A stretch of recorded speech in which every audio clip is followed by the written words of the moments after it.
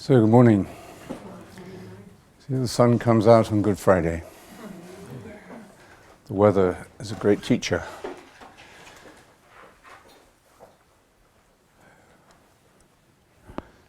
Space, the final frontier. These are the voyages of the Starship Enterprise. Its 5-year mission: to explore strange new worlds, to seek out new life and new civilizations, to boldly go where no man has gone before. That's one side of it.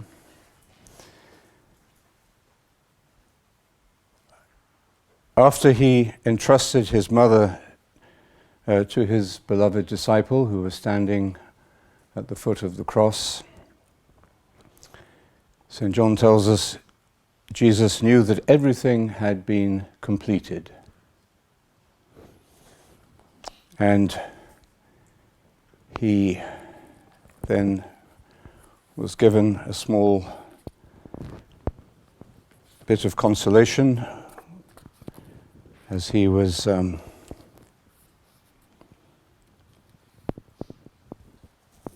he said, "I am thirsty." And a jar full of sour wine stood there. So putting a sponge soaked in the wine on a hyssop stick, they held it up to his mouth. After Jesus had taken the wine, he said, "It is fulfilled." And bowing his head, he gave up his spirit.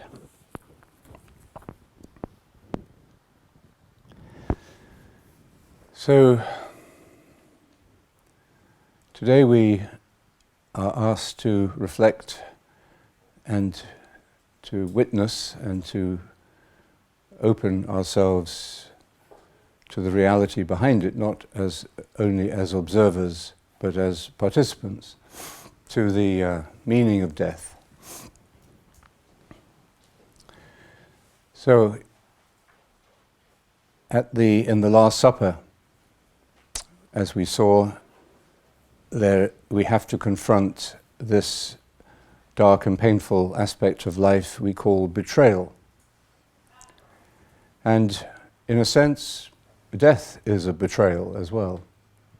It betrays our hopes, and it betrays our sort of hidden expectation that we will carry on forever.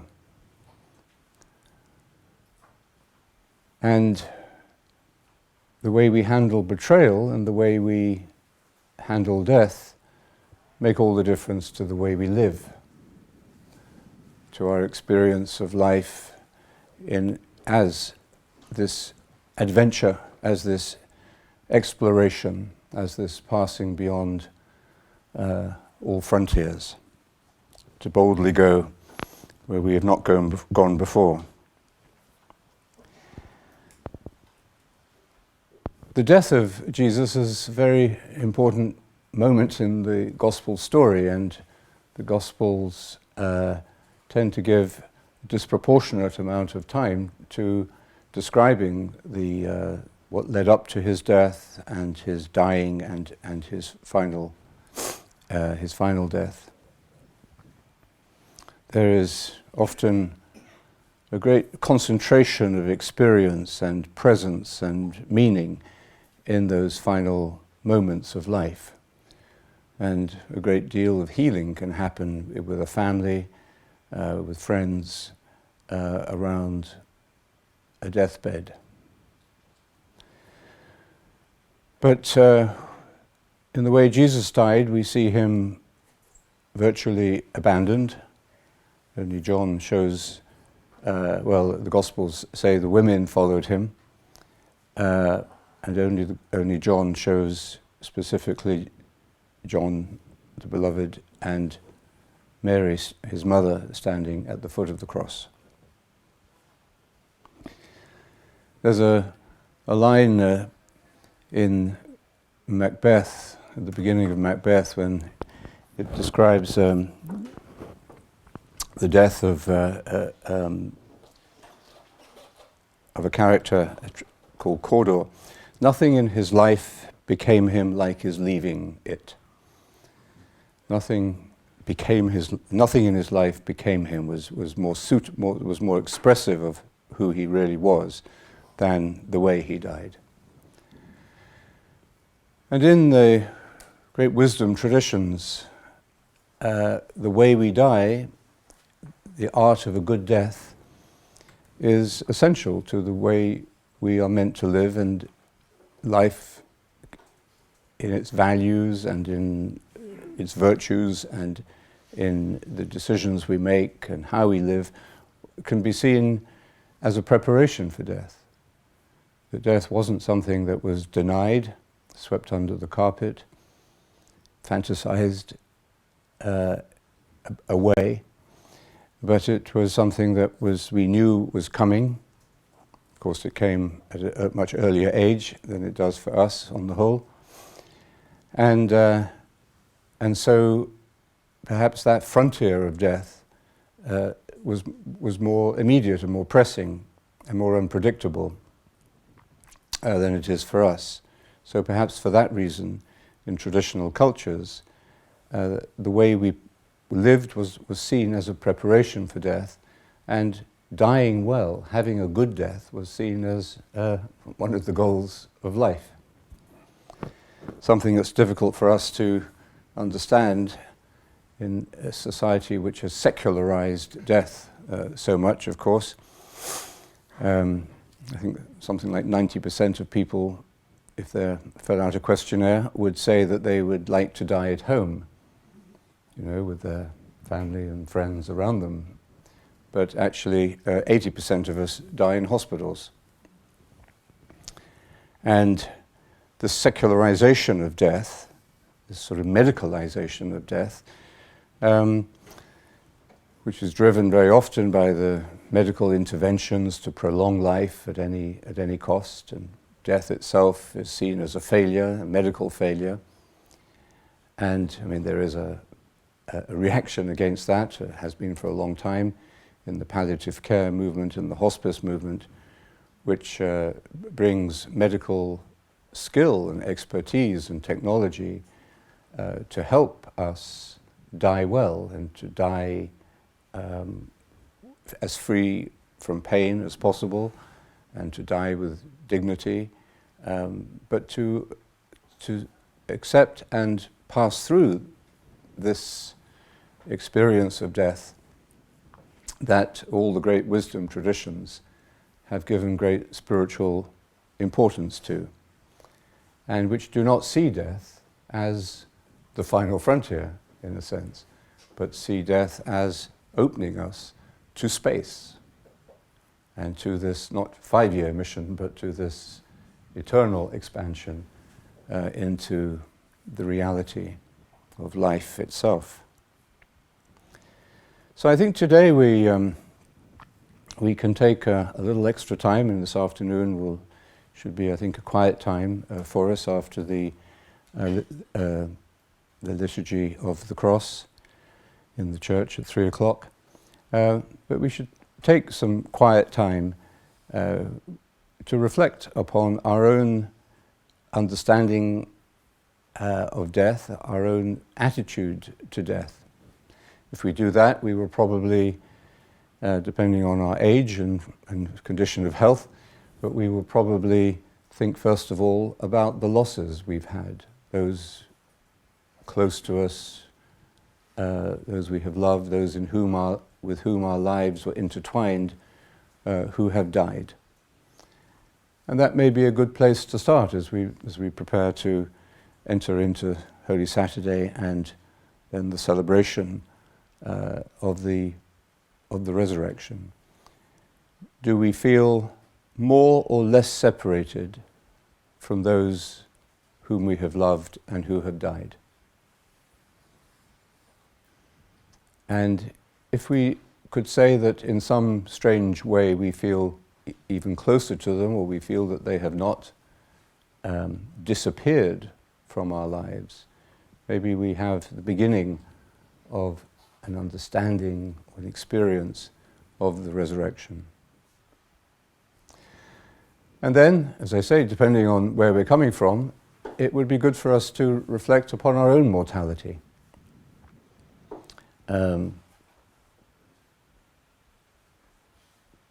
Sometimes we have to push ourselves to do that, and that's why all, especially the great monastic traditions of the world, have always made this a particular exercise, a particular practice to reflect on our own mortality, even if we have to sort of rub our nose in it a little bit and make a special effort, because we do, of course, tend to push it aside. And we think maybe that's the more healthy thing to do, is not to dwell on our mortality. But actually, the great wisdom traditions, like St. Benedict, tell us to keep death constantly before our eyes, memento mori, to remember our mortality. Because this is actually the way of keeping life in focus and enjoying the gift of life and the meaning of life as it unfolds for us. And we should reflect, I think, today in the light of the description of the cross and Jesus dying with that sense of fulfillment, of accomplishment, of completion, consummatum est, of consummation. We should reflect on what we would like our own death to be, how we would like to be when we die. My good friend Dr. Balfour Mount in Canada, who founded the palliative care movement there many years ago and has cared for the dying and set up the palliative care movement, says that we should die healed, we should die healthy, we should die well. And we can.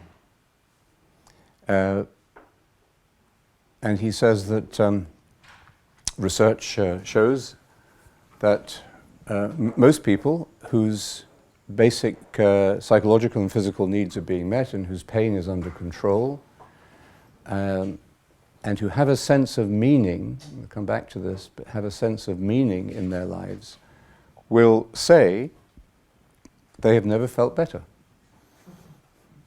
Their quality of life is as good as it has ever been. I mean, nothing shows more clearly that happiness does not depend upon our material circumstances. We think that what will make us happy is a long life or endless life and prosperity and all the boxes in our conception of happiness are ticked. But the reality doesn't seem to be like that. And even in this survey that was done of people who were approaching death and who were commenting upon their experience of the quality of life, there were many who said that they had never experienced life in such a fulfilled way and with such good quality, and something like 25% of those died before the research project was ended. So as soon as we begin to focus, it's difficult for us to focus on betrayal, for example, and yet betrayal can tell us something extremely transformative and valuable about how we are to live. That the acceptance of betrayal introduces us to the meaning of love and to the meaning of forgiveness and to a transformation of our cycle of violence with which we tend to respond to betrayal or disappointment or conflict. So in the same way, facing the reality of death, which is a very obvious part of life as well, can help us to understand the meaning of happiness and the meaning of our existence. Good Friday then brings together some very essential human issues. That pioneering hope and adventurous spirit of the Star Trek crew, as they go week by week out into space, discovering new life and new civilizations. That sense of, this is pure American optimism.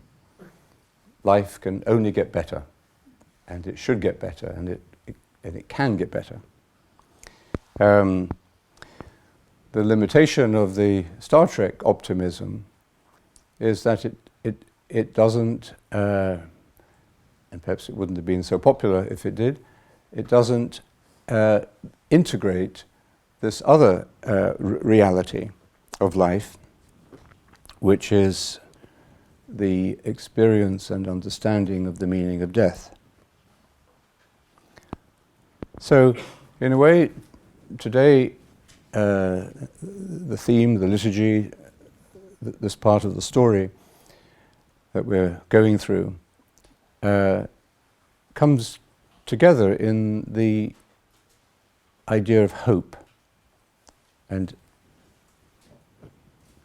John Main speaks about this in a chapter of his book, Door to Silence. I thought we might just listen to this because it gives us a key to understanding what the cross, why this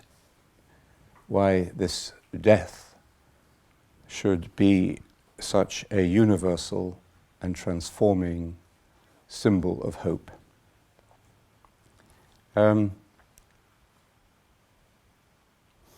John Main describes this, I think reveals this, by his comments on how in meditation we are able to go beyond desire as we let go of our hopes. So he says, if you've been meditating long enough, you know from your own experience, a key phrase in John Main's vocabulary, in your own experience. He wanted people to have this in their own experience. You come to know that practice teaches us to meditate without expectations. We learn that the road we are treading is the way of dispossession. So spiritually speaking, this is the mission. This is the expedition. This is the adventure to go beyond. To follow this way of dispossession. We even let go of our desire for wisdom, for knowledge, for holiness, for God. Once we enter the experience of pure prayer in meditation was called pure prayer by the early teachers, we understand the limitation of praying for things, for passing concerns. So normally we think of prayer at an early stage in our understanding of prayer. We see it in terms of getting what we want. And we have this connection or this technique or this way of getting what we want, fulfilling our own desires by appealing to the higher power, to God. And although we know that these concerns and needs that we have are known to God, Jesus says, your Father knows your needs before you ask, and we can pray for them and we can articulate them and put them into words or conceptualize them very validly. It's a way of prayer. But the longer we meditate, I think the less emphasis we give to that kind of petitionary prayer, asking this higher power to fulfill, to send good weather, to help us win the lottery, to cure our cancer or whatever it is. But increasingly, he says, we are overwhelmed by the sheer wonder of the experience of prayer itself. So we're back to the starship. The wonder of entering into the limitless of Christ's prayer. This is his theology, but it's also his experience in faith, that when we pray in this prayer of the heart, in pure prayer, in meditation, we are entering, we are, as it were, transcending or moving beyond anything we can call mine. Once we begin to detach from the ego, what can we say is mine? Because it's only the ego that says mine, or even me, for that matter. So as we weaken the gravitational pull of the ego, we find that we become more detached. And we begin to see things in themselves as they really are, and life as it really is, rather than as we project it or imagine it, or desire it to be. And this, I think if we build meditation quietly, gently, regularly into our life, this process happens, but it's not violent, it's not hurtful. It's actually a sense of an adventure, it's a sense of liberation. But it is real change. As the ego diminishes, and we cannot even say that it's my meditation. Obviously, we have to make time for it, we have to put our work into it and so on, but we don't possess it in that way. So increasingly we are overwhelmed by the sheer wonder of the experience of prayer itself, the wonder of entering into the limitlessness of Christ's prayer, of entering the uncharted, unchartable seas of the divine reality, the oceans, the seas of the divine reality, to describe which there are no words. Well, here's a spiritual understanding of the Starship project. So he's saying that as we enter into this experience of pure prayer, and as we transcend the limitations, the frontiers of our own egoism, we pass beyond desire, because desire is always my desire.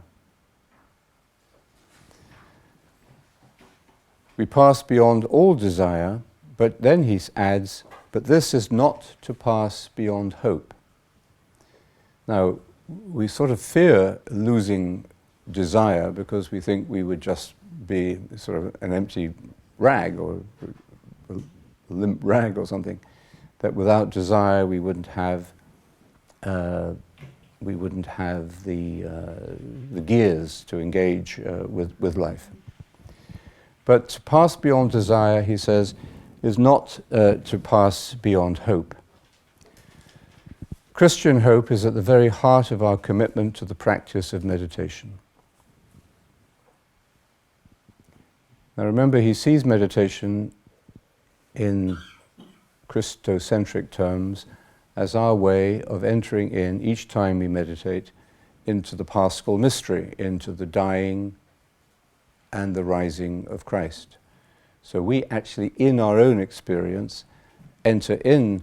Could you just ask them to be quiet in there? We enter through our own experience into death, into dying and resurrection. The dying is a passing beyond the orbit or the gravitational pull, very strong, very insistent, of our ego, but to detach ourselves from that. And it is to expand, that is the resurrection, to see our life expanding beyond all known frontiers. And that is exactly why we see changes taking place in us and in our life and relationships as we meditate day by day. We are actually entering into this mystery of death and resurrection. Christian hope is at the very heart of our commitment to the practice of meditation. And it's this quality, this virtue, this theological virtue of hope, which gives us the fuel, as it were, to keep the spaceship going. It's the fuel that motivates us to persevere. Because otherwise we would easily give up when we run into some asteroids or when we discover some aliens who are not friendly to us. And therefore, he says, it is useful to understand the difference between hopes and hope. Fundamental new way of evaluating our plans and our sense of purpose in life. He says, hopes are always limited. We hope for this or for that. They're short term, relatively short term. But hope itself, he says, is the realization of the infinite. So it is to pass beyond the gravitational pull of the ego and its limitations, to pass beyond the desires and the images associated with those desires. That's why when we meditate, we let go of thoughts and images. Behind the thoughts, if we have clear thoughts, which we rarely do, but behind the thoughts there is always an image, there is an imagination, there is a fantasy. So to let go even of the images that come up, which carry the energy or the traces of the ego, that is pure prayer. That is the letting go that projects us into the infinite, the boundless. So, in order, he says, to enter into full Christian hope, we must abandon all hopes, because these hopes, these limited, time-specific, short-term hopes, are our desires. Desires are everything that comes under the heading of wanting.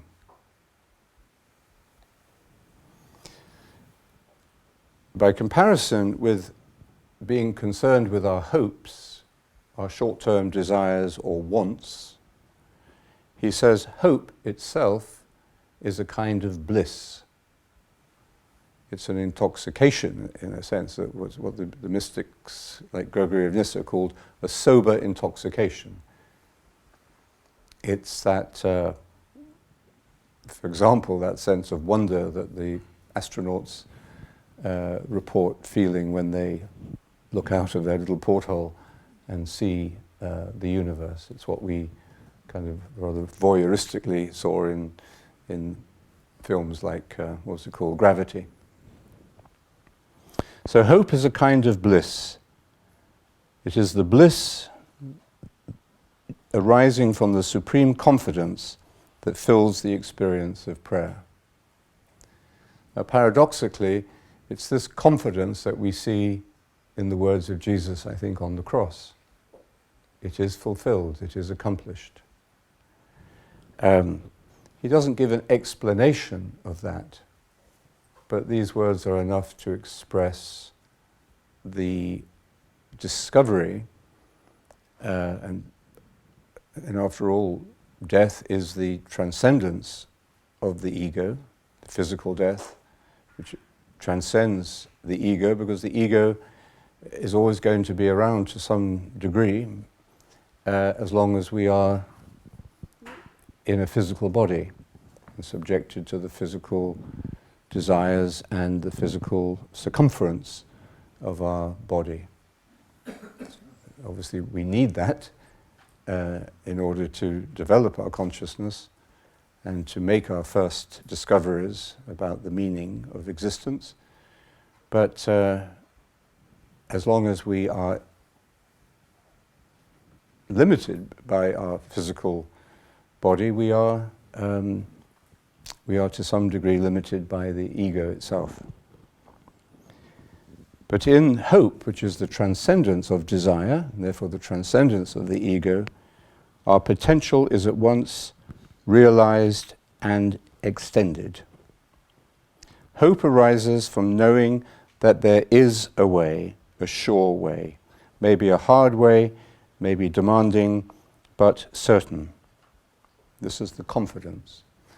And this is actually the rather strange, paradoxical experience that you may have had when you are with someone who is dying well, who has a good death.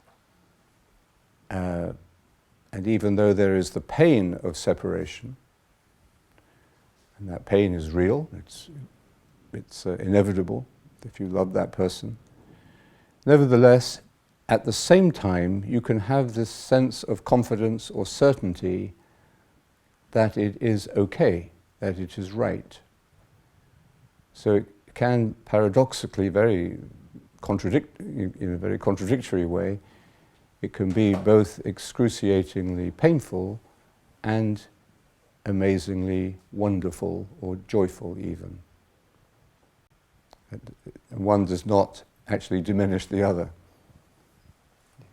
In fact, even the sense of wonder, the sense of confidence and certainty that you can have when somebody is dying well may even increase your pain in the sense of the feeling of separation. But they don't negate each other. They are, and that's one of the paradoxes, of course, that we are asked to reflect on as we contemplate the cross today. The hope growing in our heart, John Main says, as we meditate day by day, is the certainty that Christ is the way. He is the way to eternal life, to limitless life, life without beginning or end. The way we are on, so this is how the early Christians understood the meaning of Christ in their lives, that he was the way. And although this may be misinterpreted as an exclusive statement, in discovering it, we experience it as an expansive statement, an inclusive statement. Anyway, the way we are on, Jesus is the way. The way we are on takes us to a life that is always in a state of expansion. The knowledge we discover in the silence is that condition we enter into as we lay aside our thoughts and our desires. That's when silence happens. Silence grows, silence deepens as the mind just quietly, routinely, faithfully lets go of the thoughts and the imagination that it is constantly producing. It's a factory of images, working 24/7. So meditation is not about blanking out the mind, but it is about transferring our attention away from this flow, this endless flow of thought and imagination, which has some very good aspects to it. But in meditation, we enter into the silence, which Meister Eckhart says is as close to God as you can get. There is nothing so much like God as silence. And we enter into the silence to the degree that we can simply, humbly, and of course imperfectly, most of the time, leave aside our thoughts and imagination. The knowledge we discover in the silence is that he who is true is the way. This is not something that can be discovered in any book or any lecture or any discussion. It is only to be discovered in silence, the poverty and humility of silence. Well, when we come to venerate the cross today, if you wish to. That is precisely what we are acknowledging. No one is forcing us to venerate the cross, and it's not about renewing your membership subscription. But as we come up to venerate the cross, we are acknowledging and confessing, in that sense, opening ourselves to something we cannot really understand, but it's there for us to enter into, and that is the poverty, the dispossession, the letting go, and the humility of the silence that is the cross. So the cross is a great symbol of silence. Now, when we look at the cross, and some crucifixes kind of, as it were, push this in your face very strongly, we often feel that the meaning of the cross is the suffering that it displays. You know, the agonizing death of being crucified with nails in your feet and hands, and not being able to breathe as you hanging on the cross, and you know, the blood draining out of you. So that can be very graphically, and clearly that was what it was like. It was a common form of execution. The emperors used to, you know, crucify thousands of people along the Via Cassia. Was it the Via Cassia or the Via Appia? Anyway, after the slave revolt. So it was a fairly degrading and ordinary kind of death, and excruciatingly painful and shameful, because if you were a citizen, you had the honor of having your head cut off. You'd be beheaded, like you know, the royalty or someone. But so the cross is not only painful, it is also an illustration of just how much on the margins or beyond the pale Jesus is. And it's precisely that which brings him to the center of humanity. His very exclusion, marginality, and so on. So we can look at the cross, and we should reflect on this aspect, the social and psychological and physical aspect of the cross. This reminds us that the body is at play here. This is a physical, not just a theological thing that we are reflecting on. And that can, of course, help us to connect to its meaning. However, it is not the suffering of the cross itself that is the essential meaning of it. So what is the meaning?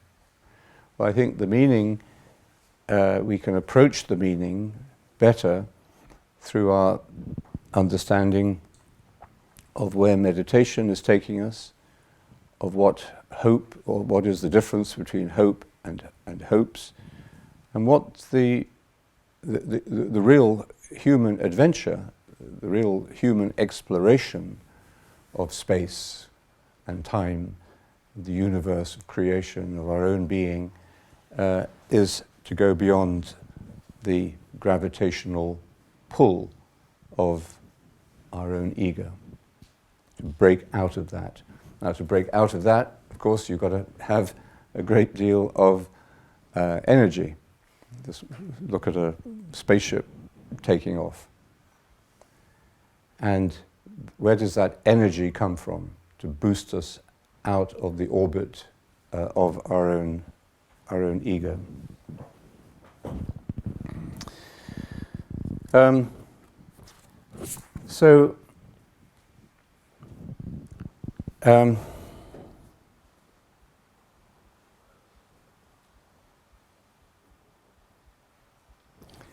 So just as we are concerned today about living well, about the art of living, we should also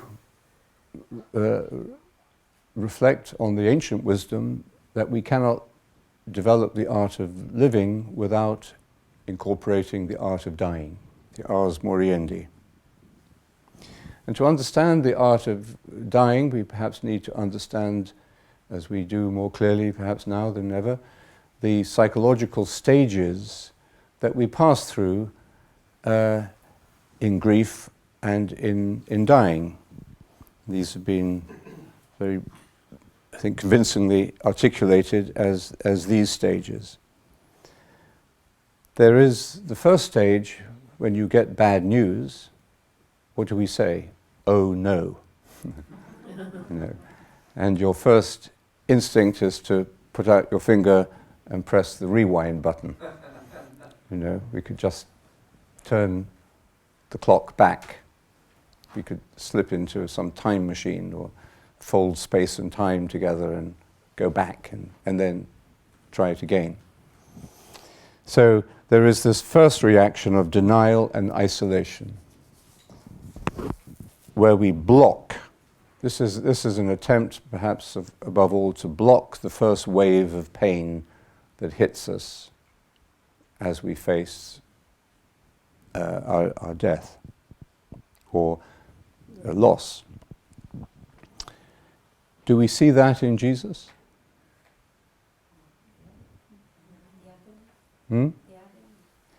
Yes. Does he deny it? But wouldn't that have been the moment where he could have denied it? Where we would deny it? And he knew it was coming, and he said, I don't want to go through this, but that's not the same as denying its reality. Okay. The second is anger. Okay, you can't deny it anymore because it's on top of you, but you hit out in all directions. You blame your doctor, you blame, yourself, you blame other people first. We hit out in anger even against the people who are there to help us. Does Jesus show that anger? No. When could he have done that? Yes, Last Supper, Pontius Pilate, yeah. In Gethsemane, when the disciple, he was a little bit irritated by the disciples falling asleep, but he didn't get angry with them as such. Okay, so what about bargaining as the third stage, where you, of course, you then, the mind begins to produce these hopes, these deals, these ways of negotiation. You start to bargain with God or with some higher power. Does Jesus do that? A little bit in Gethsemane. A little bit in Gethsemane. I think when he prayed, if this, take this, if it could pass.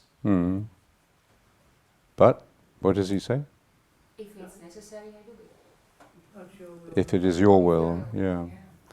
Well, is it bargaining?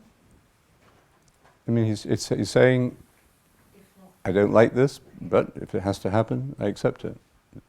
I mean, there's a 3 times. Yes. Okay. Well, you can say that. But then the fourth stage is conventionally seen as depression.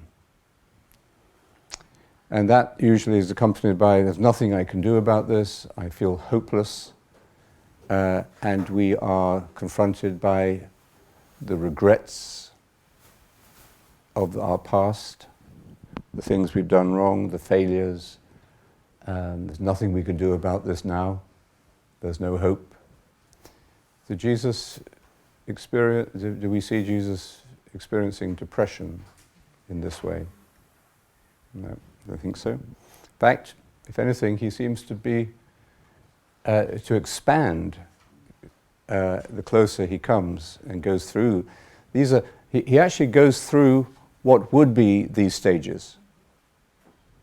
If he was still in the orbit of the ego, and this is not, I'm not saying these are sins or culpable. This is just the human condition.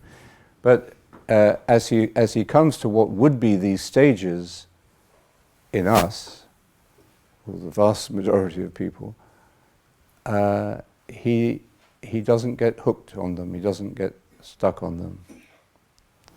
So, and then the final phase, which it's hoped we get to through these stages of grief and dying, is acceptance.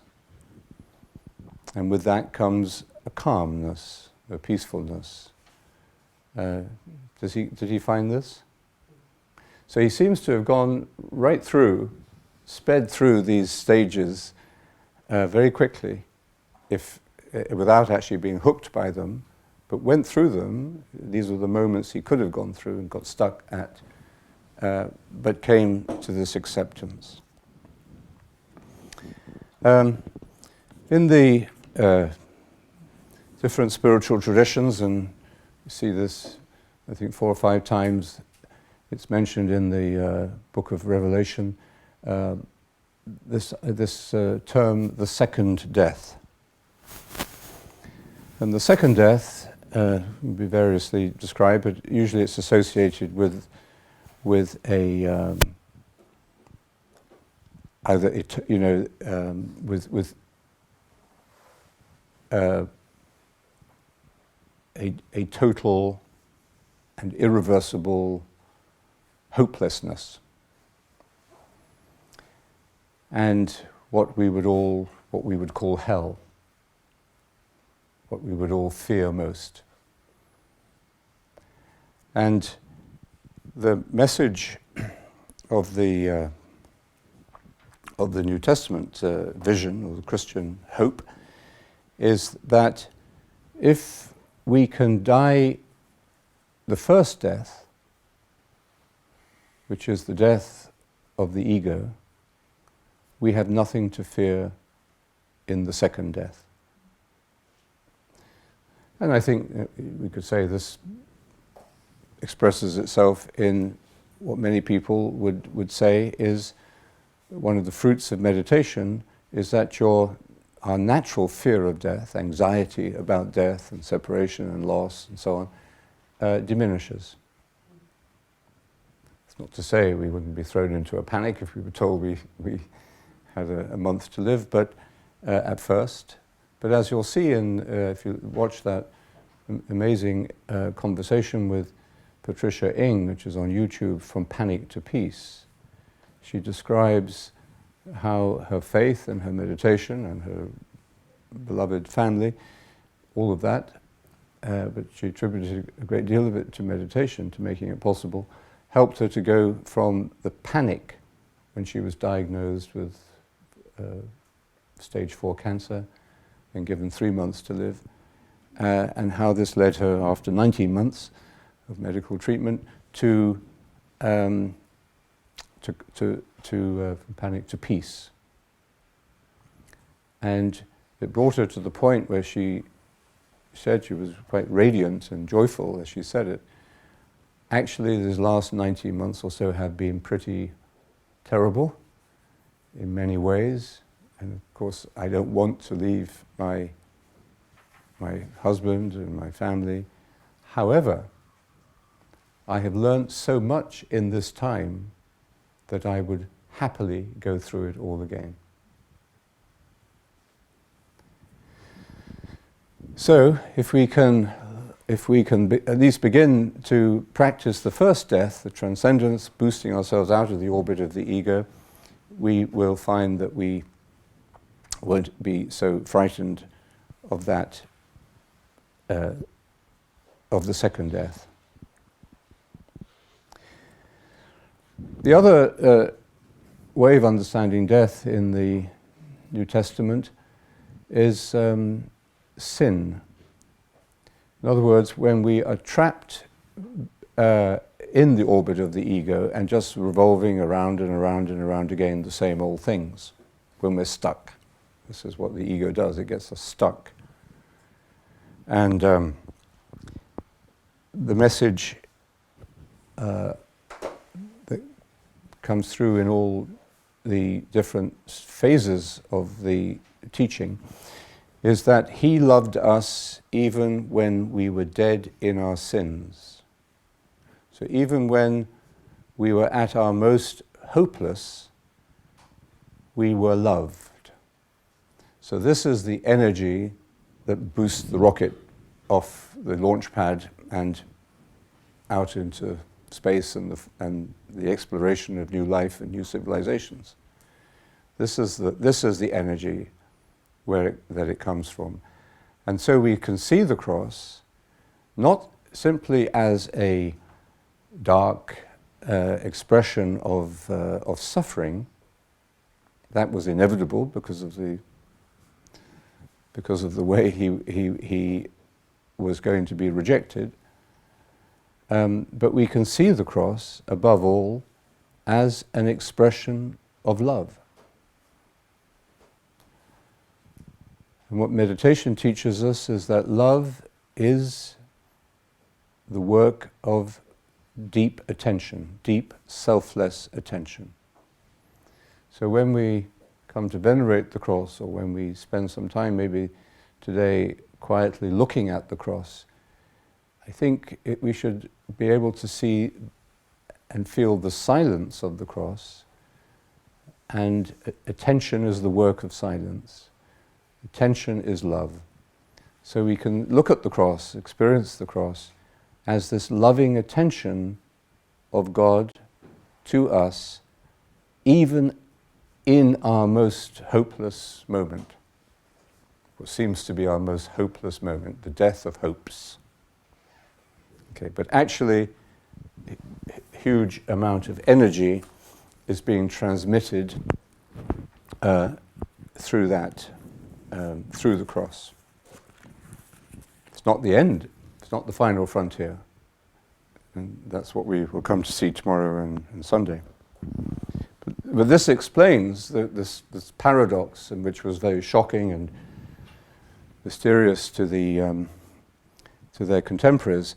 This explains why the early Christians were able to, as it were, rejoice in the cross. But I think we have to come to understand what that means through some quite hard truths. This is what the letter to the Philippians says. And we'll just go back, we'll rewind it a little bit, because it's Paul, or the figure of Paul, speaking about how he was changed. So he began as a Taliban. He was a total fundamentalist. He would have gone around destroying Buddhist statues, and he would have and he did persecute the first Jewish Christians. So I was born of the race of Israel, the tribe of Benjamin, a Hebrew born of Hebrew parents.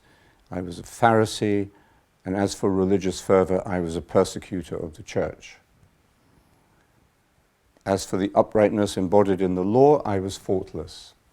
So he couldn't have started from further back. But what were once my assets, so this is where it was those qualities, his pride in his race, in his religion, in his tradition, his arrogant sense of superiority, and the ability and the right to dominate or persecute those who were different. So those were that was the basis of his meaning in life. That's what gave him his sense of purpose and hope.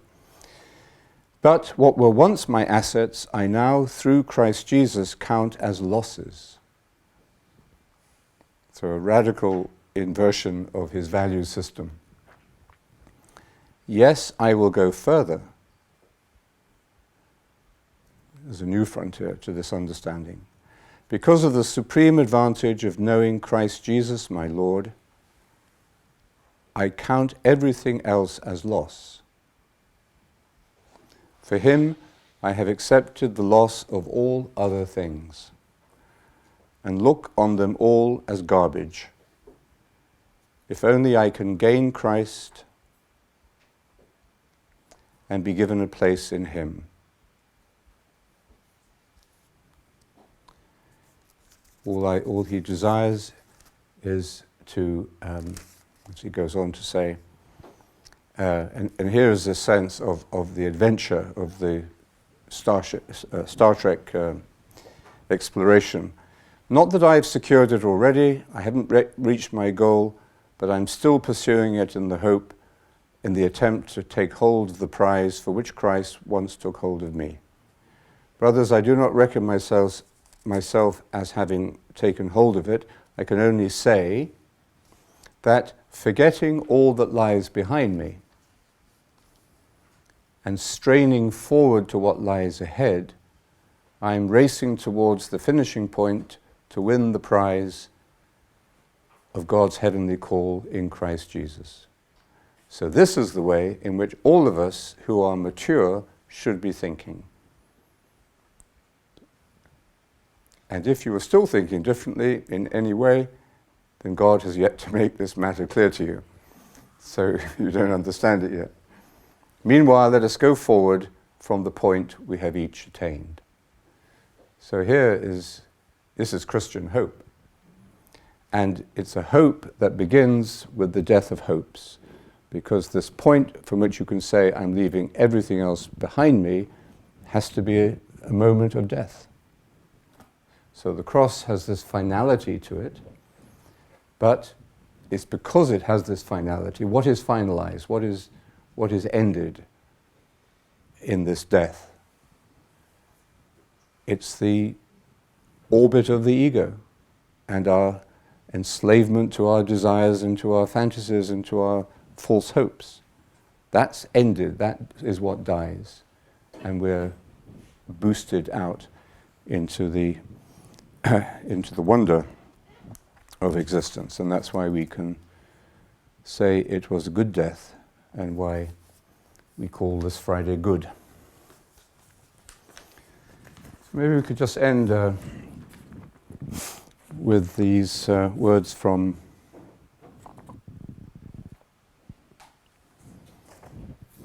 T.S. Eliot, Little Gidding.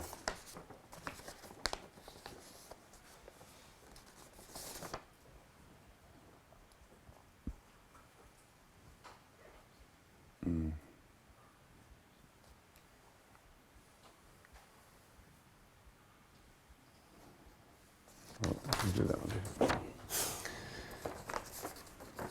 So the essence of a Christian understanding of the cross is to see it as an explosion of love,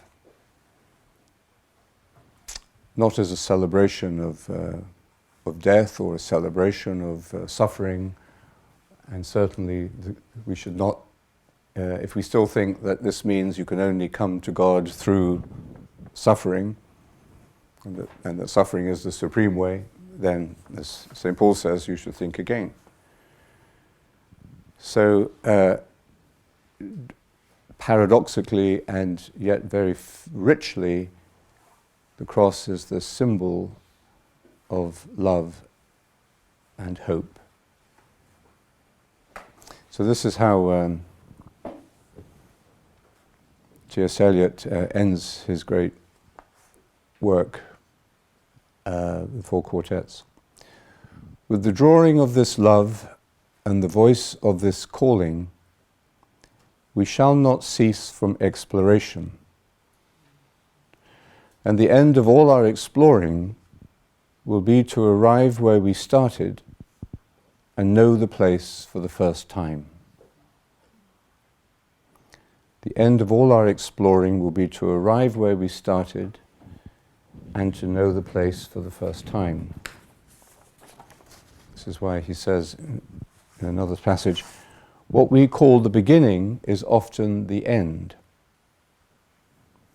And to make an end is to make a beginning. The end is where we start from.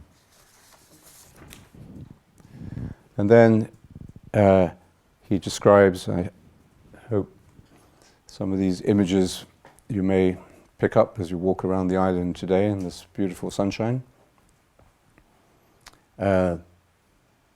He ends with this succession of images of ordinary things, natural things that reveal this. That's how we began looking at Seamus Heena's discovery of the meaning and the grace and the depth in very simple things. So the end of all our exploring will be to arrive where we started and know the place for the first time. Through the unknown, remembered gate, when the last of earth left to discover is that which was the beginning. At the source of the longest river, the voice of the hidden waterfall, and the children in the apple tree, not known because not looked for, but heard, half heard, in the stillness between two waves of the sea.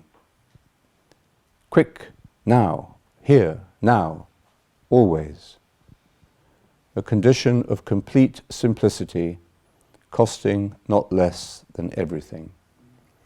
It's a phrase from Julian of Norwich describing prayer, and certainly a way we can understand meditation and also the cross. A condition of complete simplicity, costing not less than everything. And all shall be well, and all manner of things shall be well, when the tongues of flame are infolded into the crowned knot of fire, and the fire and the rose are one.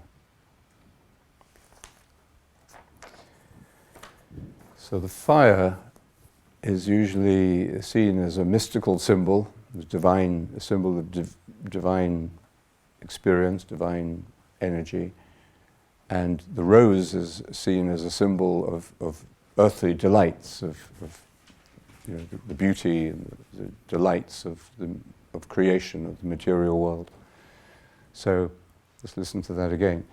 And all shall be well, and all manner of things shall be well, when the tongues of flame are infolded into the crowned knot of fire, and the fire and the rose are one. Good.